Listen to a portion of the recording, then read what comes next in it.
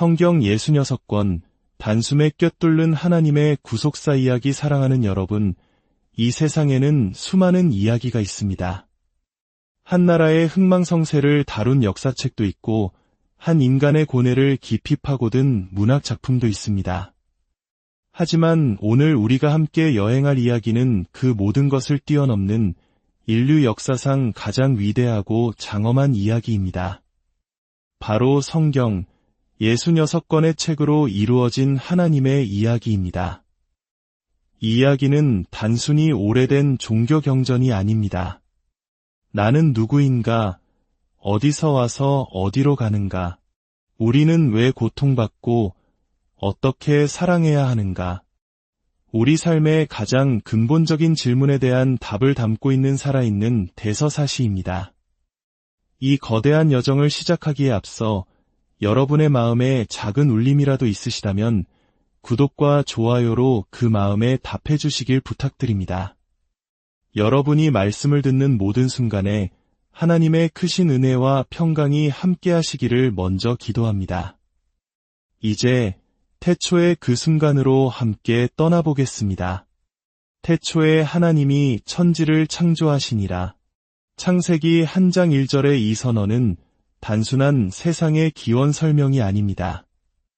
성경이라는 책이 앞으로 어떤 이야기를 펼쳐나갈 것인지를 알리는 장엄한 서곡과 같습니다. 우리 인간의 삶이 우연한 먼지의 조합이 아니라 분명한 목적과 사랑 속에서 시작되었으며 그 모든 존재의 이유가 창조주 하나님과의 관계 안에 놓여 있음을 선포하는 것입니다. 창세기는 성경 66권 전체의 거대한 설계도이자 모든 이야기의 뿌리가 되는 책입니다. 하나님은 말씀으로 혼돈 속에서 질서를 창조하셨습니다.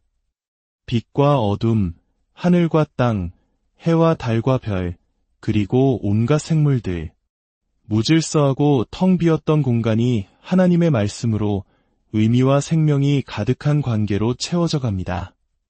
그 창조의 절정에서 하나님은 자신의 형상을 따라 인간을 지으셨습니다. 흙으로 사람을 빚으시고 그 코에 생명의 숨결을 불어넣으시니 비로소 살아있는 존재, 생명이 되었습니다. 이것이 바로 다른 어떤 피조물과도 비교할 수 없는 인간의 존엄성, 우리가 단지 생물학적 존재로만 설명될 수 없는 이유입니다. 하지만 에덴 동산의 완벽한 조화는 오래가지 못했습니다. 인간은 하나님의 유일한 명령을 어기고 선악을 알게 하는 나무의 열매를 먹음으로써 스스로 하나님처럼 되려는 교만의 길을 선택합니다. 인류 역사상 최초의 불순종. 이 사건은 하나님과 인간 사이, 인간과 인간 사이, 그리고 인간과 자연 사이의 모든 관계에 깊은 균열을 남겼습니다. 죄와 죽음, 부끄러움과 두려움이 세상에 들어오게 된 것입니다. 성경 전체는 바로 이 깨어진 관계를 회복하시려는 하나님의 길고도 위대한 구원의 여정입니다. 놀라운 것은 하나님께서 인간의 죄가 드러난 그 자리에서 심판보다 먼저 구원의 약속을 주셨다는 사실입니다. 뱀을 향해 여자의 후손은 내 머리를 상하게 할 것이요 라고 하신 창세기 3장 15절의 말씀. 이것은 죄로 인해 절망에 빠진 인류에게 주어진 최초의 복음, 원시 복음이라 불립니다. 장차 오실 메시아, 예수 그리스도께서 십자가에서 사탄의 권세를 깨뜨리고 인류를 구원하실 것을 암시하는 첫 번째 약속이었습니다. 이후 창세기는 인간의 죄가 어떻게 세상에 퍼져나가는지를 보여줍니다. 가인은 동생 아벨을 죽이고 사람들의 죄악이 세상에 가득하자 하나님은 노아의 홍수로 세상을 심판하십니다. 하지만 그 심판 속에서도 하나님은 노아와 그의 가족을 위해 방주라는 구원의 길을 예비하셨습니다. 홍수 이후 무지개를 언약의 증표로 주시며 다시는 물로 세상을 멸망시키지 않겠다고 약속하십니다. 심판 속에서도 결코 구원의 끈을 놓지 않으시는 하나님의 사랑을 보여주는 장면입니다. 그러나 인간의 교만은 바벨탑 사건에서 다시 한번 절정에 이릅니다. 자신들의 이름을 내고 흩어짐을 면하자며 하늘에 닿으려는 탑을 쌓습니다. 하나님 없이 스스로의 힘으로 존재를 증명하려 했던 것입니다. 하나님은 그들의 언어를 흩으심으로 인간의 한계를 분명히 보여주십니다. 이제 하나님은 흩어진 열방 가운데 한 사람을 부르십니다. 바로 아브라함입니다. 하나님은 그에게 너는 너의 고향과 친척과 아버지의 집을 떠나 내가 내게 보여줄 땅으로 가라고 명령하시며 그를 통해 큰 민족을 이루고 세상의 모든 족속이 복을 받게 될 것이라는 위대한 언약을 주십니다. 이 언약은 아브라함의 아들 이삭, 손자 야곱, 그리고 야곱의 12아들, 즉 이스라엘 민족을 통해 이어집니다. 창세기의 마지막은 요셉의 이야기로 마무리됩니다. 형들의 시기로 애굽의 노예로 팔려갔지만 하나님의 놀라운 섭리 속에서 애굽의 총리가 되어 극심한 기근으로부터 가족과 온 민족을 구원합니다. 요셉은 자신을 해하려 했던 형들에게 이렇게 고백합니다.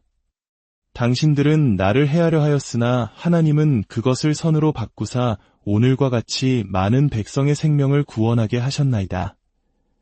인간의 악한 계획조차도 합력하여 선을 이루시는 하나님의 주권, 이것이 바로 성경 전체를 관통하는 위대한 진리입니다. 창조와 타락, 심판과 언약, 그리고 구속. 성경의 모든 핵심 주제는 이미 창세기 한 권의 씨앗처럼 심겨 있었습니다. 고통의 시간을 지날 때 누군가 나의 신음소리를 들어주고 기억해준다는 사실만큼 큰 위로는 없을 것입니다. 특히 우리 민족처럼 수많은 고난의 역사를 통과해온 이들에게 기억이라는 단어는 특별한 무게로 다가옵니다. 성경에서 출애굽 사건은 바로 그 하나님의 기억이 행동으로 나타난 위대한 역사입니다. 수백 년의 시간이 흘러 애굽에서 번성한 야곱의 후손들은 바로의 억압 아래 신음하는 노예로 전락합니다. 그들의 고통스러운 부르짖음이 하늘에 닿았을 때 성경은 이렇게 기록합니다. 하나님이 그들의 고통 소리를 들으시고 아브라함과 이삭과 야곱에게 세운 그의 언약을 기억하사, 여기서 기억하셨다는 것은 단순히 잊었던 것을 떠올렸다는 의미가 아닙니다. 이제 내가 너희를 위해 움직이겠다, 행동하시겠다는 하나님의 결단이 담긴 선언입니다. 하나님은 떨기나무 불꽃 가운데서 모세를 부르시고 그의 손을 통해 10가지 재앙으로 애굽을 심판하시며 마침내 이스라엘 백성을 노예의 땅에서 이끌어내십니다. 기적적으로 홍해를 건너고 광야로 들어선 이 사건은 이후 이스라엘 역사 전체에서 구원의 원형으로 기억됩니다. 마치 우리 민족이 3.1 운동의 함성을 기억하며 해방의 날을 소망했듯이 이스라엘 백성은 고통받을 때마다 출애굽의 하나님을 기억하며 구원을 노래했습니다. 하나님은 시내산에서 백성들과 언약을 맺으시며 그들을 제사장 나라여 거룩한 백성으로 삼으십니다. 그리고 그 언약의 증표로 율법, 즉 십계명을 주십니다. 많은 이들이 율법을 무겁고 딱딱한 규칙의 목록으로 오해하지만 율법의 본질은 사랑의 관계를 위한 최소한의 약속이었습니다. 거룩하신 하나님과 죄 많은 인간이 함께 살아가기 위한 질서이자 공동체를 지키는 울타리였습니다. 레위기는 제사법, 정결법 등을 통해 이 거룩의 질서를 아주 상세하게 보여주며 내가 거룩하니 너희도 거룩하라는 하나님의 마음을 전합니다. 그러나 자유를 얻은 백성은 광야에서 끊임없이 불평하고 불순종합니다. 민수기는 그 40년의 실패를 적나라하게 기록합니다. 특히 약속의 땅 가나안을 눈앞에 두고도 그 땅 거인들을 두려워하며 하나님의 약속을 믿지 못했던 정탐꾼 사건은 결정적인 불순종이었습니다. 그 결과 불신앙을 고백했던 출애굽 1세대는 약속의 땅에 들어가지 못하고 광야에서 죽음을 맞이합니다. 이제 모세는 가나안 입성을 앞둔 다음 세대에게 신명기, 즉 마지막 유언과도 같은 설교를 남깁니다. 그는 다시 한번 율법의 정신을 되새기며 이렇게 호소합니다. 너는 마음을 다하고 뜻을 다하고 힘을 다하여 내 하나님 여호와를 사랑하라. 율법의 핵심은 외적인 행위가 아니라 하나님을 향한 전적인 사랑과 신뢰에 있음을 강조한 것입니다. 모세는 그들 앞에 생명과 죽음, 복과 저주를 두며 너는 생명을 택하라고 간절히 외칩니다. 신앙이란 결국 매 순간 하나님을 선택하는 삶의 결단임을 보여줍니다. 출애굽부터 신명기까지의 이 여정은 구원받은 백성이 어떻게 살아가야 하는지를 보여주는 위대한 로드맵입니다. 그러나 동시에 인간의 힘만으로는 결코 하나님의 뜻을 온전히 이룰 수 없다는 한계를 드러내는 증거이기도 합니다. 이 모든 실패의 역사는 결국 율법을 완성하실 완전한 구원자 메시아를 향한 기다림을 더욱 깊게 만들고 있었습니다. 약속의 땅 가나안은 젖과 꿀이 흐르는 풍요의 땅이었지만 동시에 영적 전쟁이 가장 치열한 시험의 무대였습니다. 이제 이스라엘은 모세의 뒤를 이은 여호수아의 인도로 요단강을 건너 그 땅에 발을 내딛습니다. 가나안 정복의 과정은 인간의 군사력이 아닌 하나님의 말씀에 대한 순종이 승리의 열쇠임을 분명히 보여줍니다. 견고한 여리고 성은 칼과 창이 아닌 침묵의 행진과 마지막 날의 함성으로 무너졌습니다. 이는 가나안 땅의 진정한 주인이 누구인지를 선포하는 상징적인 사건이었습니다. 하지만 이 승리의 과정 속에서도 아간의 탐욕과 같은 불순종은 쓰라린 패배를 가져왔고 이스라엘은 가나안 족속을 완전히 몰아내라는 하나님의 명령을 온전히 지키지 못했습니다. 그 땅에 남겨진 우상 숭배 문화는 이후 이스라엘 신앙의 발목을 잡는 가시가 됩니다. 여호수아는 죽음을 앞두고 백성에게 결단을 촉구합니다. 오직 나와 내 집은 여호와를 섬기겠노라. 그러나 여호수아와 그 시대를 알던 장로들이 모두 죽은 후 하나님을 알지 못하는 새로운 세대가 일어나면서 이스라엘 역사의 가장 어두운 시기 사사시대가 시작됩니다. 사사기는 그때에 이스라엘의 왕이 없으므로 사람이 각기 자기의 소견에 옳은 대로 행하였더라는 문장으로 요약됩니다. 하나님을 왕으로 인정하지 않자 그들의 삶은 영적, 도덕적 혼돈 그 자체였습니다.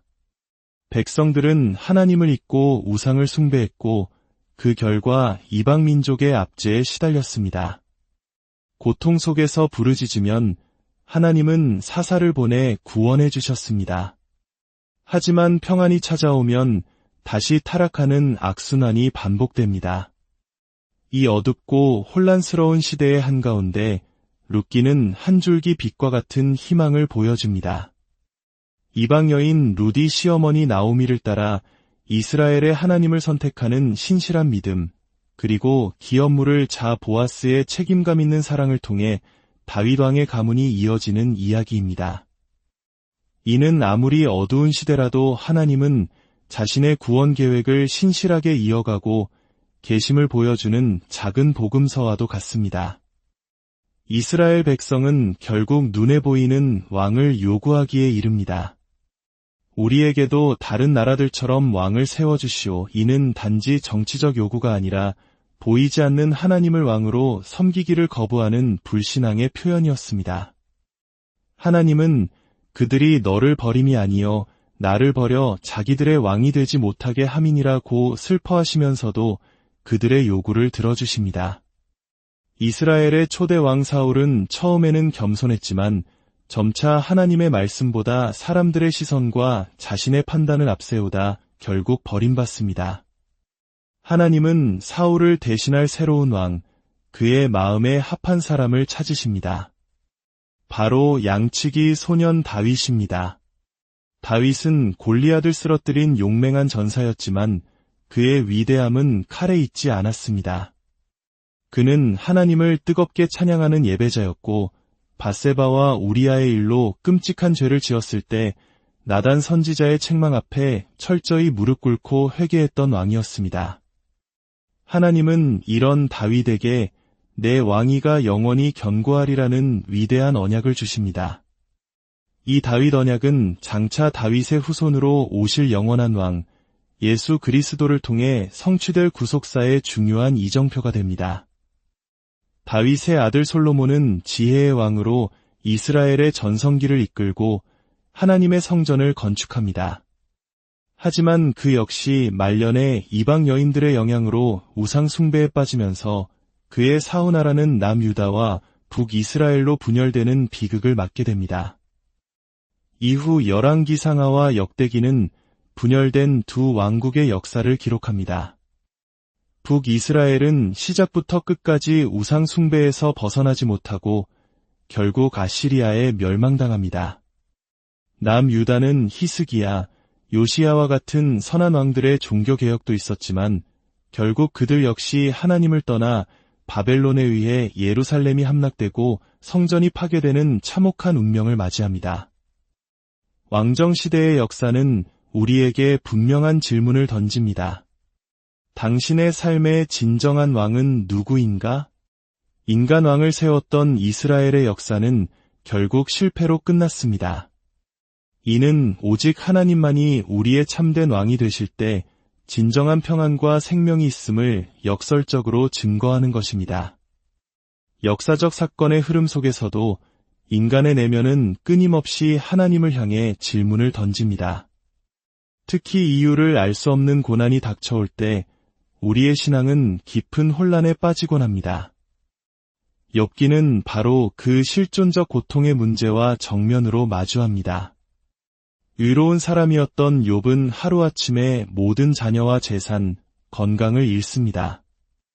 친구들은 욥이 죄를 지었기 때문에 벌을 받는 것이라며 인과응보의 논리로 그를 정죄합니다. 하지만 욥은 자신의 결백을 주장하며 침묵하시는 하나님을 향해 고통스럽게 부르짖습니다. 이 기나긴 고난의 터널 끝에서 마침내 나타나신 하나님은 욥의 고난의 이유를 설명해 주시는 대신 천지를 창조하신 자신의 광대하심과 주권을 보여주십니다. 욥은 인간의 유한한 지혜로 하나님의 섭리를 다 이해할 수 없음을 깨닫고 회개하며 이전보다 더 깊은 믿음으로 회복됩니다. 욥기는 고난의 의미를 묻기보다 고난 속에서도 여전히 신뢰할 수 있는 분이 누구인지를 가르쳐줍니다. 시편은 이 모든 인생의 희로애락을 담은 기도의 책입니다. 다윗을 비롯한 시편 기자들은 하나님 앞에서 자신의 감정을 숨기지 않았습니다. 때로는 깊은 탄식으로 어찌하여 나를 버리셨나이까 절규하고, 때로는 원수를 향한 분노를 토해내며, 때로는 죄에 대한 깊은 참회로 눈물 흘립니다. 그리고 마침내 모든 상황 속에서 여호와는 나의 목자시니 내게 부족함이 없으리로다 라고 고백하며 찬양으로 나아갑니다. 시편은 우리의 가장 정직한 기도가 가장 깊은 신앙이 될 수 있음을 보여주는 영혼의 노래입니다. 잠언과 전도서, 아가서는 지혜 문학으로 분류됩니다. 잠언은 여호와를 경외하는 것이 지혜의 근본이라고 선언하며 하나님과의 관계 안에서 살아가는 구체적이고 실천적인 삶의 지혜를 가르칩니다. 전도서는 헛되고 헛되며 헛되고 헛되니 모든 것이 헛되도다 라고 말하며 하나님 없는 세상의 모든 수고가 결국 허무에 이를 뿐임을 통찰합니다. 그리고 마지막에 하나님을 경외하고 그의 명령들을 지킬지어다. 이것이 모든 사람의 본분이니라는 결론에 도달합니다. 아가서는 신랑과 신부의 아름다운 사랑 노래를 통해 하나님과 그의 백성 사이의 친밀하고 열정적인 사랑의 관계를 그려냅니다. 이스라엘이 하나님과의 언약을 잊고 죄의 길로 달려갈 때 하나님은 그들을 침묵으로 내버려 두지 않으셨습니다. 바로 예언자들을 보내어 끊임없이 말씀하셨습니다. 예언자들은 미래를 점치는 점쟁이가 아니었습니다. 그들은 하나님의 마음을 가지고 동시대의 백성들을 향해 돌아오라 고 외쳤던 하나님의 스피커였습니다. 이사야는 심판의 메시지와 함께 장차 오실 메시아를 통한 위로와 회복의 소망을 가장 풍성하게 선포했습니다. 특히 한 아기가 우리에게 낳고 한 아들을 우리에게 주신 바 되었는데 라며 오실아기 예수님을 예언했고 고난받는 종의 노래를 통해 우리의 죄를 대신 짊어지고 십자가에서 죽으실 그리스도의 모습을 생생하게 그려냈습니다. 예레미야는 유다 멸망의 참혹한 현실을 목격하며 눈물로 말씀을 전했던 눈물의 선지자입니다. 백성들은 그의 경고를 무시했지만 그는 절망 속에서도 여호와의 인자와 긍휼이 무궁하심으로 우리가 진멸되지 아니함이니이다라며 하나님의 신실한 사랑을 붙들었습니다. 에스겔과 다니엘은 바벨론 포로라는 절망적인 상황 속에서 활동했습니다. 에스겔은 마른 뼈들이 살아나 큰 군대를 이루는 환상을 통해 죽은 것 같은 이스라엘이 하나님의 생기로 다시 회복될 것을 예언했습니다. 다니엘은 이방 왕국 한복판에서 사자굴에 던져지는 위협 속에서도 믿음을 지켰고 세상 나라들의 흥망성쇠를 넘어 영원한 하나님의 나라가 도래할 것을 환상으로 보았습니다. 호세아, 요엘, 아모스, 요나 등 12건의 소선지서들은 짧지만 강렬한 메시지를 전합니다. 바람난 아내를 끝까지 사랑하는 호세아를 통해 하나님의 포기하지 않는 사랑을, 사회 정의를 외친 아모스를 통해 공의를, 이방 민족 니느웨의 회개를 다룬 요나를 통해 모든 열방을 향한 하나님의 구원 계획을 보여줍니다. 구약의 마지막 책인 말라기는 형식적인 예배에 빠진 백성들을 책망하며 메시아의 길을 예비할 사자가 올 것을 예언합니다. 예언을 마지막으로 성경은 약 400년의 침묵기에 들어갑니다. 이 긴 침묵은 마침내 말씀이 육신이 되어 우리 가운데 오실 그 결정적인 순간을 위한 숨고르기였습니다. 400년의 기나긴 침묵을 깨고 마침내 때가 찼습니다. 구약 전체가 예고했고 모든 예언자가 가리켰던 그분, 하나님의 아들 예수 그리스도께서 인간의 몸을 입고 이 땅에 오셨습니다. 마태, 마가, 누가, 요한, 4개의 복음서는 각각의 독특한 관점으로 위대한 사건, 인류 역사상 가장 중요한 이야기를 증언합니다. 마태복음은 예수님을 다윗의 후손, 구약의 예언을 성취하신 왕으로 소개합니다. 보라, 처녀가 잉태하여 아들을 낳을 것이요 그의 이름은 임마누엘이라 하리라. 이 말씀의 성취는 복음의 핵심입니다. 임마누엘, 하나님이 우리와 함께 계시다. 멀리 계신 창조주가 아니라 우리의 고통과 눈물 속으로 직접 걸어 들어오신 사랑의 하나님이심을 선포하는 것입니다. 마가복음은 지체할 틈 없이 즉시 행동하시는 능력의 종이신 예수님을 보여줍니다.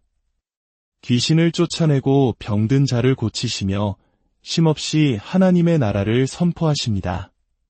그러나 그 모든 사역의 목적지는 단 하나, 십자가였습니다. 인자가 온 것은 섬김을 받으려 함이 아니라 도리어 섬기려 하고 자기 목숨을 많은 사람의 대속물로 주려 함이니라. 누가복음은 가난한 자, 병든 자, 세리와 죄인 등 사회적 약자들을 품으시는 가장 인간적이고 따뜻한 예수님의 모습을 그립니다. 집 나간 아들을 맨발로 달려가 맞이하는 아버지의 비유를 통해 어떤 죄인이라도 돌이키기만 하면 기꺼이 용서하고 받아주시는 하나님 아버지의 마음을 생생하게 보여줍니다. 요한복음은 태초에 말씀이 계시니라. 이 말씀이 곧 하나님이시니라 는 장엄한 선포로 시작합니다. 예수님은 단지 위대한 선생이 아니라 영원 전부터 존재하신 창조주 하나님 본체이심을 증언합니다. 나는 생명의 떡이다. 나는 세상의 빛이다. 나는 길이요 진리요 생명이다. 라는 예수님의 자기 선언을 통해 그분만이 우리의 유일한 구원자이심을 밝힙니다. 모든 복음서의 이야기는 십자가를 향해 달려갑니다. 예수님은 우리의 모든 죄를 대신 짊어지시고 채찍에 맞고 조롱당하시며 마침내 십자가 위에서 다 이루었다는 말씀과 함께 숨을 거두셨습니다. 인간의 모든 죄가 하나님의 아들에게 쏟아부어진 역사상 가장 어두운 순간이었습니다. 그러나 이야기는 여기서 끝나지 않습니다. 사흘째 되던 날 새벽, 예수님은 죽음의 권세를 깨뜨리고 다시 살아나셨습니다. 부활은 단지 한 사람이 되살아난 기적이 아니라 죄와 사망의 법이 완전히 패배했음을 선포하는 승리의 계가였습니다. 두려움에 떨며 숨어있던 제자들은 부활하신 예수님을 만난 후 완전히 다른 사람이 되었습니다. 그들은 목숨을 걸고 예수는 그리스도시요 죽음에서 부활하신 하나님의 아들이심을 담대하게 증거하기 시작했습니다. 예수님은 승천하시기 전 제자들에게 마지막 명령을 남기십니다. 너희는 가서 모든 민족을 제자로 삼아 아버지와 아들과 성령의 이름으로 세례를 베풀고 내가 너희에게 분부한 모든 것을 가르쳐 지키게 하라. 복음은 이제 예루살렘의 작은 다락방을 넘어 온 세상을 향한 위대한 행진을 시작할 준비를 마쳤습니다. 예수님의 부활과 승천 이후 두려움에 떨던 제자들은 어떻게 세상을 바꾸는 능력의 증인이 되었을까요?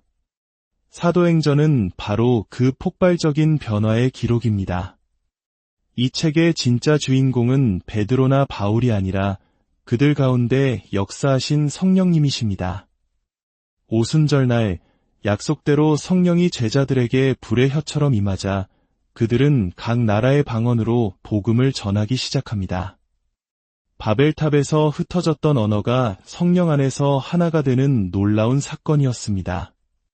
베드로의 설교 한 번에 3,000명이 회개하고 돌아오는 역사가 일어나며 마침내 인류 최초의 교회 공동체가 탄생합니다. 초대교회는 건물이 아니었습니다. 그들은 함께 모여 말씀을 배우고 떡을 떼며 교제하고 기도에 힘썼습니다. 자기 재물을 자기 것이라 주장하지 않고 서로 나누며 핍박 속에서도 기쁨으로 하나님을 찬양했습니다. 복음이 단순한 지식이 아니라 삶을 완전히 바꾸는 능력임을 온몸으로 살아냈던 것입니다. 복음은 예루살렘에만 머물지 않았습니다. 스데반의 순교를 계기로 시작된 박해는 오히려 성도들을 유대와 사마리아 땅끝까지 흩어지게 만들어 복음이 전파되는 기폭제가 되었습니다. 그리고 하나님은 교회를 핍박하던 청년 사울을 다메섹 도상에서 극적으로 만나 이방인을 위한 사도 바울로 변화시키십니다.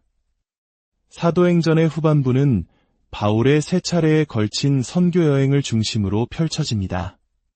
그는 소아시아와 유럽을 넘나들며 유대인뿐 아니라 이방인에게도 차별 없이 복음을 전했고 가는 곳마다 교회를 세웠습니다.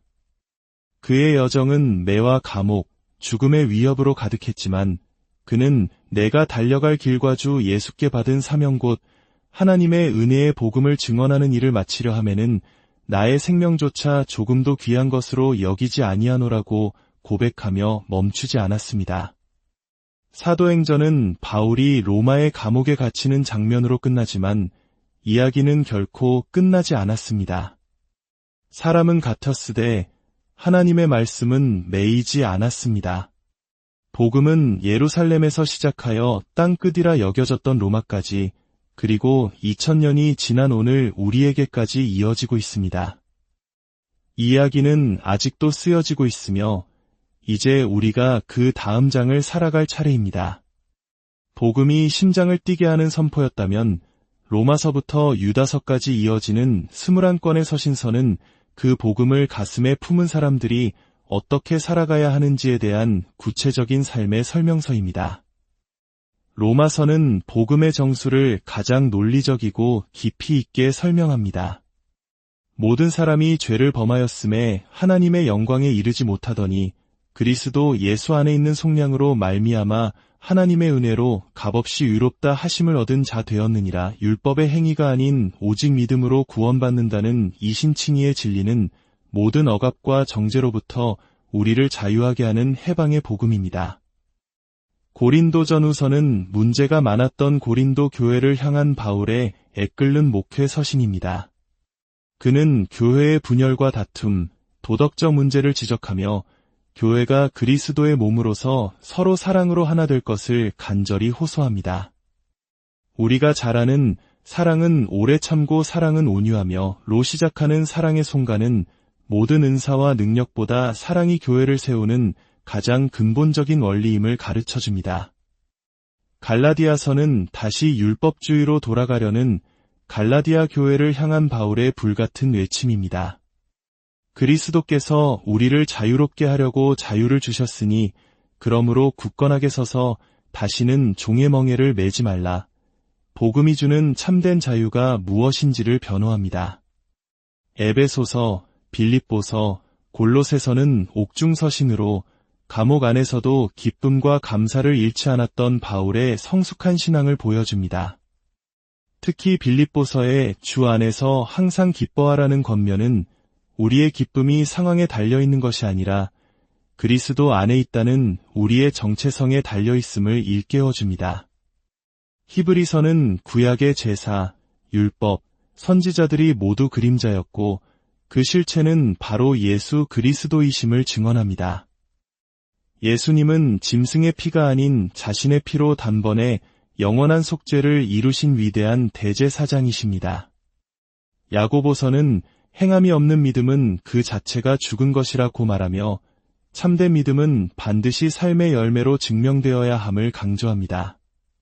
베드로 전후서, 요한 1, 2, 3서, 유다서는 흩어져 고난받는 성도들을 격려하고 이단의 가르침을 경계하며 끝까지 서로 사랑하고 진리 안에 거할 것을 권면합니다.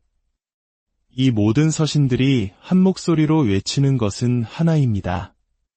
예수를 믿는 사람은 예수처럼 살아야 한다. 복음은 교회 건물 안에 갇혀있는 이론이 아니라 우리의 가정과 직장, 모든 관계 속에서 살아내야 할 구체적인 삶의 방식입니다. 이제 우리는 성경의 마지막 책, 요한계시록 앞에 섰습니다. 많은 사람들이 두려움과 오해로 가득 찬 책으로 여기지만 요한계시록의 본질은 계시, 즉 감추어진 것을 열어 보여준다는 뜻입니다. 이 책은 고난받는 초대교회 성도들에게 지금 세상의 권세가 아무리 강해 보여도 역사의 최종 주관자는 하나님이시며 마침내 그분의 나라가 완전한 승리를 거둘 것이라는 위로와 희망을 주기 위해 기록되었습니다. 요한은 반모섬에 유배된 채 하늘의 문이 열리는 환상을 봅니다. 그는 7 교회에 보내는 편지를 통해 각 교회의 믿음을 칭찬하고 책망하며 끝까지 신앙을 지킬 것을 권면합니다. 그리고 7인, 7 나팔, 7 대접 재앙을 통해 세상의 죄악에 대한 하나님의 공의로운 심판이 펼쳐집니다. 이 모든 혼돈과 심판의 한가운데 역사의 중심에는 죽임 당하신 어린 양, 바로 십자가에 달리신 예수 그리스도가 서 계십니다. 사탄과 악의 세력은 잠시 승리하는 듯 보이지만 결국 어린 양 예수 그리스도의 권세 앞에 무릎 꿇게 될 것입니다. 요한계시록의 절정은 새 하늘과 새 땅의 도래, 그리고 어린 양의 혼인 잔치입니다. 신부인 교회가 정결하게 준비되어 신랑이신 예수님을 맞이하는 이 장면은 창세기 에덴 동산에서 깨어졌던 하나님과 인간의 관계가 마침내 완전하게 회복되는 구속사의 완성을 상징합니다. 하나님은 백성들의 모든 눈물을 닦아주실 것이며 다시는 죽음이나 슬픔, 아픔이 없는 영원한 나라를 완성하실 것입니다. 성경은 주 예수여 오시옵소서, 아멘 이라는 간절한 기도로 끝을 맺습니다.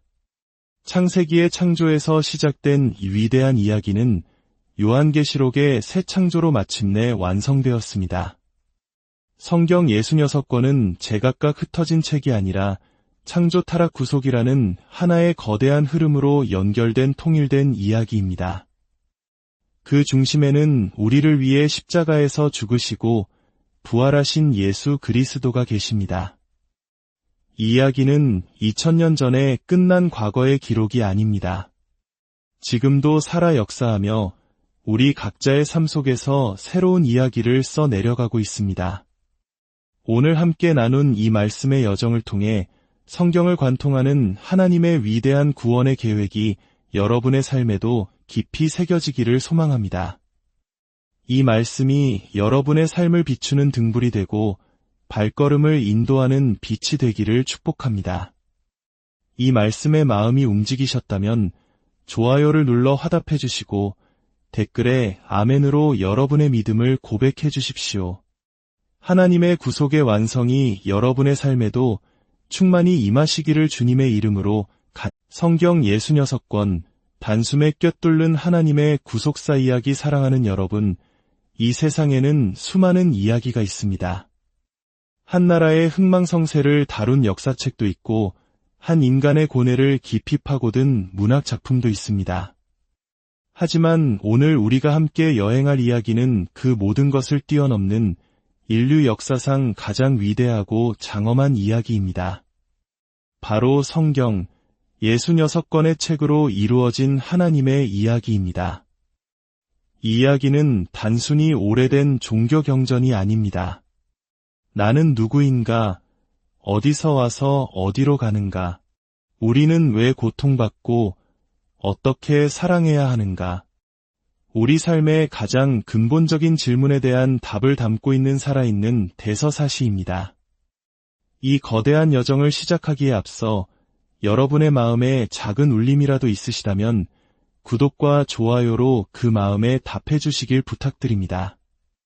여러분이 말씀을 듣는 모든 순간에 하나님의 크신 은혜와 평강이 함께 하시기를 먼저 기도합니다.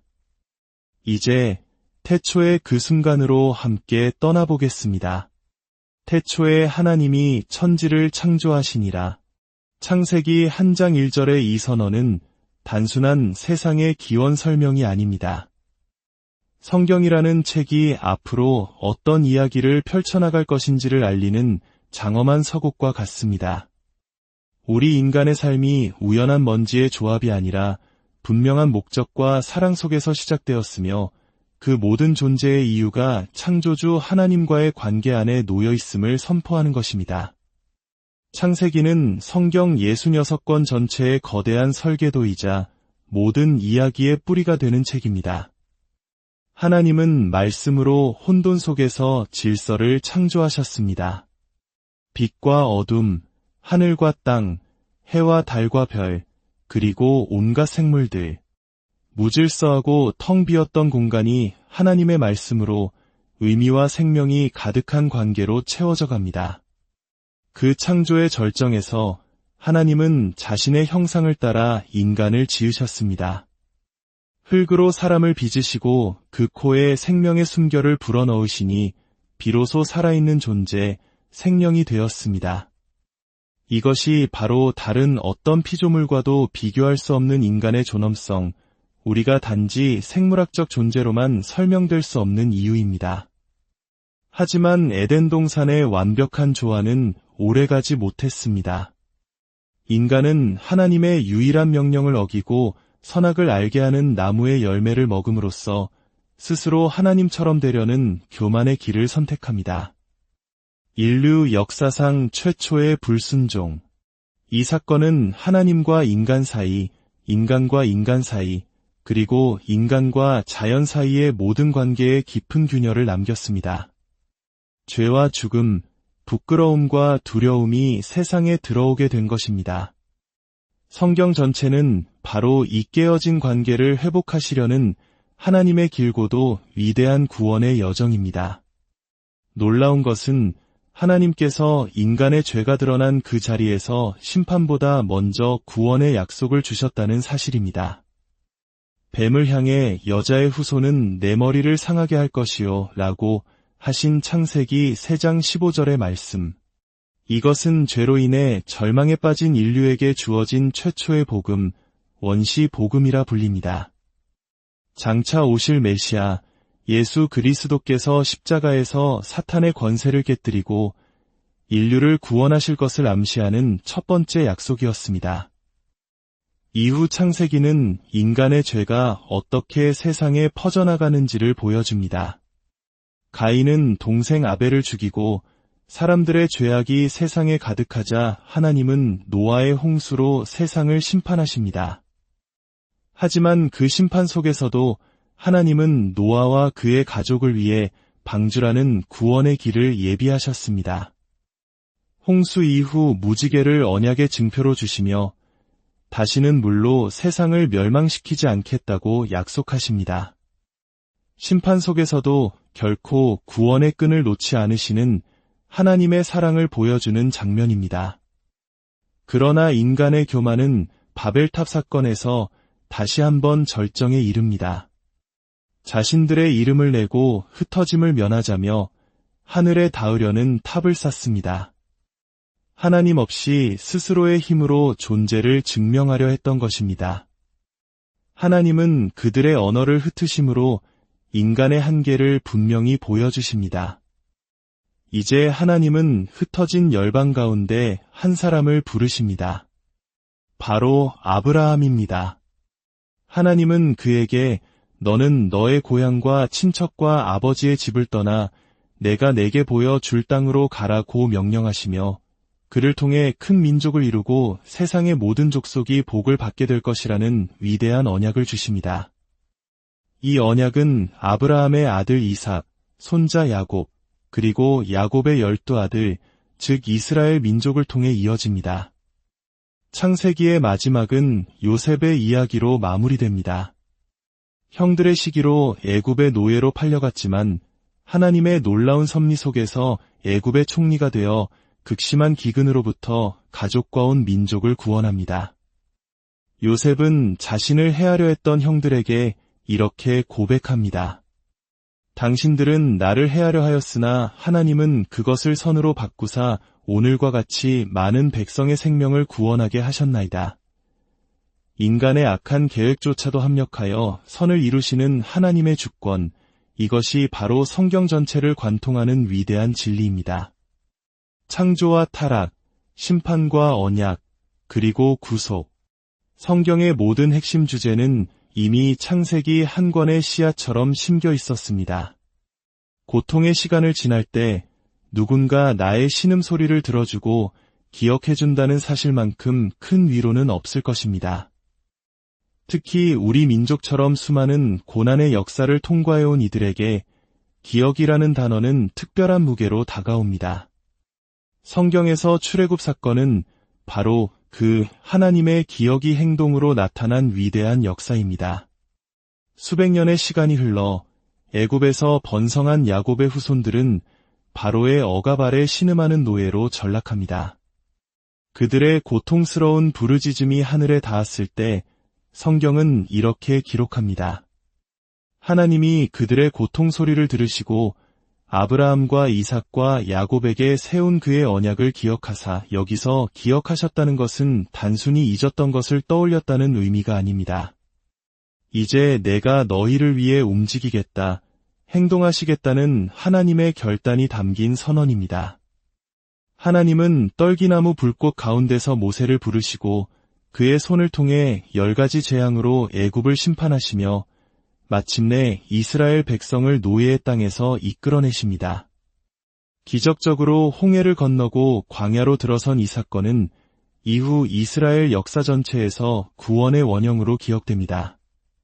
마치 우리 민족이 3.1 운동의 함성을 기억하며 해방의 날을 소망했듯이 이스라엘 백성은 고통받을 때마다 출애굽의 하나님을 기억하며 구원을 노래했습니다. 하나님은 시내산에서 백성들과 언약을 맺으시며 그들을 제사장 나라여 거룩한 백성으로 삼으십니다. 그리고 그 언약의 증표로 율법, 즉 십계명을 주십니다. 많은 이들이 율법을 무겁고 딱딱한 규칙의 목록으로 오해하지만 율법의 본질은 사랑의 관계를 위한 최소한의 약속이었습니다. 거룩하신 하나님과 죄 많은 인간이 함께 살아가기 위한 질서이자 공동체를 지키는 울타리였습니다. 레위기는 제사법, 정결법 등을 통해 이 거룩의 질서를 아주 상세하게 보여주며 내가 거룩하니 너희도 거룩하라는 하나님의 마음을 전합니다.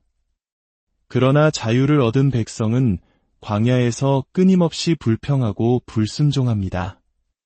민수기는 그 40년의 실패를 적나라하게 기록합니다. 특히 약속의 땅 가나안을 눈앞에 두고도 그 땅 거인들을 두려워하며 하나님의 약속을 믿지 못했던 정탐꾼 사건은 결정적인 불순종이었습니다. 그 결과 불신앙을 고백했던 출애굽 1세대는 약속의 땅에 들어가지 못하고 광야에서 죽음을 맞이합니다. 이제 모세는 가나안 입성을 앞둔 다음 세대에게 신명기, 즉 마지막 유언과도 같은 설교를 남깁니다. 그는 다시 한번 율법의 정신을 되새기며 이렇게 호소합니다. 너는 마음을 다하고 뜻을 다하고 힘을 다하여 내 하나님 여호와를 사랑하라. 율법의 핵심은 외적인 행위가 아니라 하나님을 향한 전적인 사랑과 신뢰에 있음을 강조한 것입니다. 모세는 그들 앞에 생명과 죽음, 복과 저주를 두며 너는 생명을 택하라고 간절히 외칩니다. 신앙이란 결국 매 순간 하나님을 선택하는 삶의 결단임을 보여줍니다. 출애굽부터 신명기까지의 이 여정은 구원받은 백성이 어떻게 살아가야 하는지를 보여주는 위대한 로드맵입니다. 그러나 동시에 인간의 힘만으로는 결코 하나님의 뜻을 온전히 이룰 수 없다는 한계를 드러내는 증거이기도 합니다. 이 모든 실패의 역사는 결국 율법을 완성하실 완전한 구원자 메시아를 향한 기다림을 더욱 깊게 만들고 있었습니다. 약속의 땅 가나안은 젖과 꿀이 흐르는 풍요의 땅이었지만 동시에 영적 전쟁이 가장 치열한 시험의 무대였습니다. 이제 이스라엘은 모세의 뒤를 이은 여호수아의 인도로 요단강을 건너 그 땅에 발을 내딛습니다. 가나안 정복의 과정은 인간의 군사력이 아닌 하나님의 말씀에 대한 순종이 승리의 열쇠임을 분명히 보여줍니다. 견고한 여리고 성은 칼과 창이 아닌 침묵의 행진과 마지막 날의 함성으로 무너졌습니다. 이는 가나안 땅의 진정한 주인이 누구인지를 선포하는 상징적인 사건이었습니다. 하지만 이 승리의 과정 속에서도 아간의 탐욕과 같은 불순종은 쓰라린 패배를 가져왔고 이스라엘은 가나안 족속을 완전히 몰아내라는 하나님의 명령을 온전히 지키지 못했습니다. 그 땅에 남겨진 우상 숭배 문화는 이후 이스라엘 신앙의 발목을 잡는 가시가 됩니다. 여호수아는 죽음을 앞두고 백성에게 결단을 촉구합니다. 오직 나와 내 집은 여호와를 섬기겠노라. 그러나 여호수아와 그 시대를 알던 장로들이 모두 죽은 후 하나님을 알지 못하는 새로운 세대가 일어나면서 이스라엘 역사의 가장 어두운 시기 사사시대가 시작됩니다. 사사기는 그때에 이스라엘의 왕이 없으므로 사람이 각기 자기의 소견에 옳은 대로 행하였더라는 문장으로 요약됩니다. 하나님을 왕으로 인정하지 않자 그들의 삶은 영적, 도덕적 혼돈 그 자체였습니다. 백성들은 하나님을 잊고 우상을 숭배했고 그 결과 이방 민족의 압제에 시달렸습니다. 고통 속에서 부르짖으면 하나님은 사사를 보내 구원해 주셨습니다. 하지만 평안이 찾아오면 다시 타락하는 악순환이 반복됩니다. 이 어둡고 혼란스러운 시대의 한가운데 룻기는 한 줄기 빛과 같은 희망을 보여줍니다. 이방 여인 룻이 시어머니 나오미를 따라 이스라엘의 하나님을 선택하는 신실한 믿음, 그리고 기업물을 자 보아스의 책임감 있는 사랑을 통해 다윗 왕의 가문이 이어지는 이야기입니다. 이는 아무리 어두운 시대라도 하나님은 자신의 구원 계획을 신실하게 이어가고 계심을 보여주는 작은 복음서와도 같습니다. 이스라엘 백성은 결국 눈에 보이는 왕을 요구하기에 이릅니다. 우리에게도 다른 나라들처럼 왕을 세워주시오. 이는 단지 정치적 요구가 아니라 보이지 않는 하나님을 왕으로 섬기기를 거부하는 불신앙의 표현이었습니다. 하나님은 그들이 너를 버림이 아니여 나를 버려 자기들의 왕이 되지 못하게 함이니라고 슬퍼하시면서도 그들의 요구를 들어주십니다. 이스라엘의 초대 왕 사울은 처음에는 겸손했지만 점차 하나님의 말씀보다 사람들의 시선과 자신의 판단을 앞세우다 결국 버림받습니다. 하나님은 사울을 대신할 새로운 왕, 그의 마음에 합한 사람을 찾으십니다. 바로 양치기 소년 다윗입니다. 다윗은 골리앗을 쓰러뜨린 용맹한 전사였지만 그의 위대함은 칼에 있지 않았습니다. 그는 하나님을 뜨겁게 찬양하는 예배자였고 밧세바와 우리아의 일로 끔찍한 죄를 지었을 때 나단 선지자의 책망 앞에 철저히 무릎 꿇고 회개했던 왕이었습니다. 하나님은 이런 다윗에게 내 왕위가 영원히 견고하리라는 위대한 언약을 주십니다. 이 다윗 언약은 장차 다윗의 후손으로 오실 영원한 왕, 예수 그리스도를 통해 성취될 구속사의 중요한 이정표가 됩니다. 다윗의 아들 솔로몬은 지혜의 왕으로 이스라엘의 전성기를 이끌고 하나님의 성전을 건축합니다. 하지만 그 역시 말년에 이방 여인들의 영향으로 우상 숭배에 빠지면서 그의 사우나라는 남유다와 북이스라엘로 분열되는 비극을 맞게 됩니다. 이후 열왕기상하와 역대기는 분열된 두 왕국의 역사를 기록합니다. 북이스라엘은 시작부터 끝까지 우상 숭배에서 벗어나지 못하고 결국 아시리아에 멸망당합니다. 남유다는 히스기야, 요시야와 같은 선한 왕들의 종교개혁도 있었지만 결국 그들 역시 하나님을 떠나 바벨론에 의해 예루살렘이 함락되고 성전이 파괴되는 참혹한 운명을 맞이합니다. 왕정시대의 역사는 우리에게 분명한 질문을 던집니다. 당신의 삶의 진정한 왕은 누구인가? 인간 왕을 세웠던 이스라엘의 역사는 결국 실패로 끝났습니다. 이는 오직 하나님만이 우리의 참된 왕이 되실 때 진정한 평안과 생명이 있음을 역설적으로 증거하는 것입니다. 역사적 사건의 흐름 속에서도 인간의 내면은 끊임없이 하나님을 향해 질문을 던집니다. 특히 이유를 알 수 없는 고난이 닥쳐올 때 우리의 신앙은 깊은 혼란에 빠지곤 합니다. 욥기는 바로 그 실존적 고통의 문제와 정면으로 마주합니다. 의로운 사람이었던 욥은 하루아침에 모든 자녀와 재산, 건강을 잃습니다. 친구들은 욥이 죄를 지었기 때문에 벌을 받는 것이라며 인과응보의 논리로 그를 정죄합니다. 하지만 욥은 자신의 결백을 주장하며 침묵하시는 하나님을 향해 고통스럽게 부르짖습니다. 이 기나긴 고난의 터널 끝에서 마침내 나타나신 하나님은 욥의 고난의 이유를 설명해 주시는 대신 천지를 창조하신 자신의 광대하심과 주권을 보여주십니다. 욥은 인간의 유한한 지혜로 하나님의 섭리를 다 이해할 수 없음을 깨닫고 회개하며 이전보다 더 깊은 믿음으로 회복됩니다. 욥기는 고난의 의미를 묻기보다 고난 속에서도 여전히 신뢰할 수 있는 분이 누구인지를 가르쳐줍니다. 시편은 이 모든 인생의 희로애락을 담은 기도의 책입니다. 다윗을 비롯한 시편 기자들은 하나님 앞에서 자신의 감정을 숨기지 않았습니다. 때로는 깊은 탄식으로 어찌하여 나를 버리셨나이까 절규하고, 때로는 원수를 향한 분노를 토해내며, 때로는 죄에 대한 깊은 참회로 눈물 흘립니다.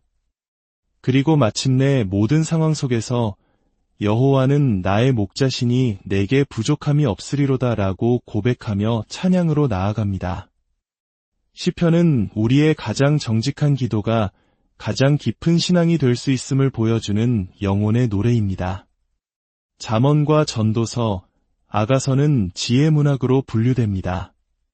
잠언은 여호와를 경외하는 것이 지혜의 근본이라고 선언하며 하나님과의 관계 안에서 살아가는 구체적이고 실천적인 삶의 지혜를 가르칩니다. 전도서는 헛되고 헛되며 헛되고 헛되니 모든 것이 헛되도다 라고 말하며 하나님 없는 세상의 모든 수고가 결국 허무에 이를 뿐임을 통찰합니다.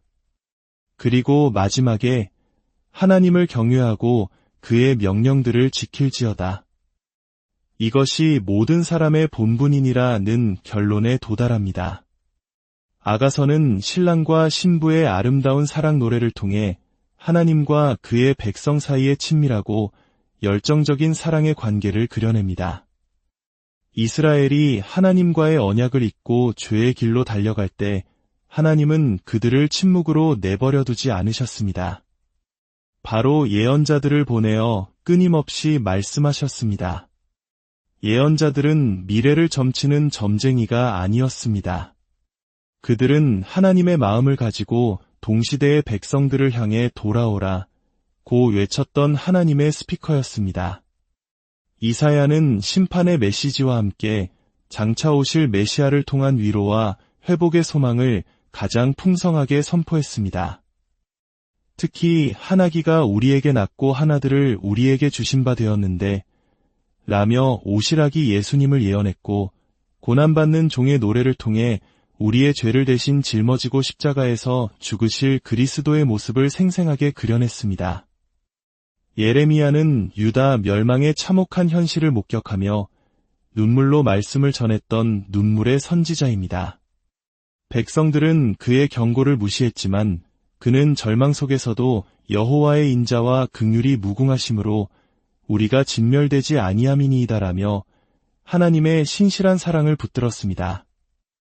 에스겔과 다니엘은 바벨론 포로라는 절망적인 상황 속에서 활동했습니다.